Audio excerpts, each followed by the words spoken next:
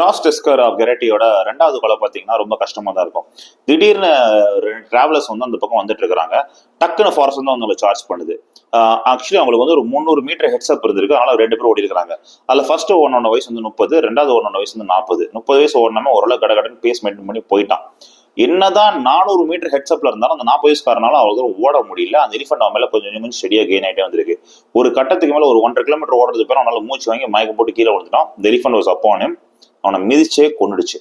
இந்த மாதிரி விஷயத்துல வந்து கேனத் என்ன சொல்றாரு அப்படின்னா, எலிஃபென்ட் கிட்ட மாட்டினீங்கன்னா ஃபர்ஸ்ட் நீங்க ஓடும் போது உங்க ட்ரெஸ்ஸை நீங்க கழட்டி போட்டுருணும். ஸோ அது அந்த அந்த அந்த அந்த இன்ஸ்டன்ட் என்ன போனா அந்த ட்ரெஸ்ஸை போட்டு மிதிச்சிட்டு இருக்கும். உங்களுக்கு இன்னும் நிறைய டைம் கிடைக்கும் ஓடுறதுக்குன்றாரு.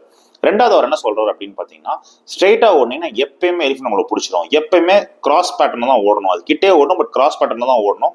அதால டக்கு டக்குன்னு திரும்பி உங்ககிட்ட வர முடியாது. மூணாவது அவர் சொல்றது பாத்தீங்கன்னா, ஸ்லோப்ல இறங்கிடணும். எலிஃபென்டால கடகடன் மேலே ஏறது கொஞ்சம் ஈஸி, ஆனா இறங்குறது வந்து ரொம்ப ரொம்ப கஷ்டம். ஸ்லோப்ல இறங்கிட்டோம் அப்படின்றாரு.